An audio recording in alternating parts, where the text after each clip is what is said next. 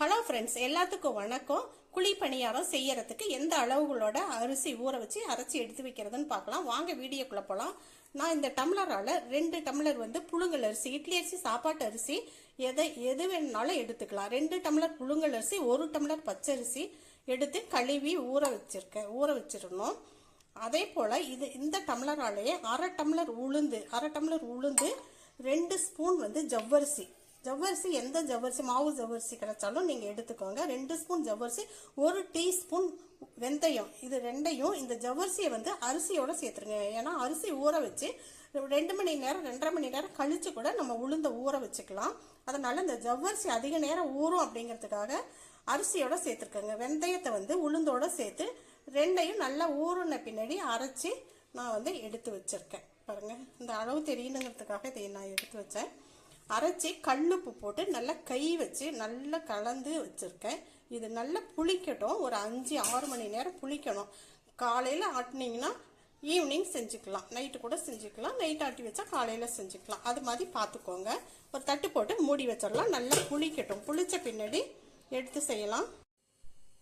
மாவு நல்லா புளிச்சு இதுவரை வந்துருந்துச்சு. நான் எல்லாம் ஒன்றா நல்லா கரண்டி வச்சு கலந்துட்டு இப்போ இதில் தேவையான மாவை மட்டும் எடுத்திருக்கேன். ஒரு பணியாரக்கல்ல அடுப்பில் வச்சிடலாம். கல் சூடான பின்னாடி எல்லா கல்லுலேயும் கொஞ்சம் கொஞ்சமாக எண்ணெயை விட்டுக்கலாம்.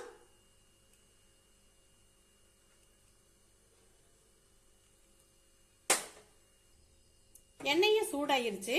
இதில் கொஞ்சம் கொஞ்சமாக மாவை ஊற்றிக்கலாம்.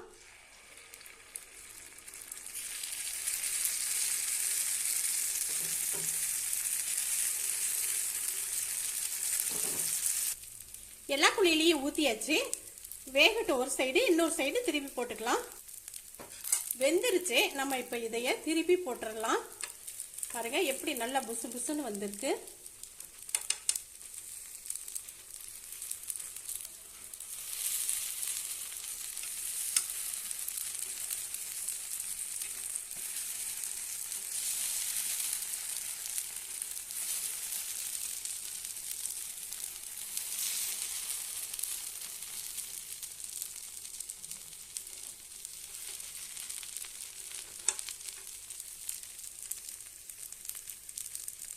நல்லா கலரா நல்லா உப்பி நல்லா புசு புசுன்னு வந்திருக்கு. இந்த சைடு வேகட்டும். வெந்த பின்னாடி எடுத்துக்கலாம். 2 சைடு வெந்துருச்சு. இப்போ நம்ம எடுத்துக்கலாம். சென்ட்ரலில் உள்ளதை ஃபர்ஸ்ட் எடுத்துடலாம். இது சீக்கிரமே வெந்துடும். பாருங்க எவ்வளோ அழகா வந்திருக்கு. வேற எதுவுமே இது நம்ம சேர்க்கல. ஜவ்வரிசி, வெந்தயம் இது மட்டும்தான் சேர்த்தோம்.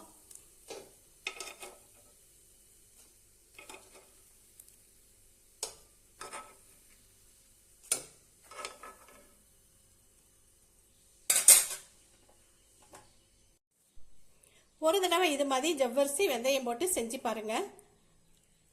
எந்த அளவுக்கு சாஃப்டா வந்திருக்கு பாருங்க.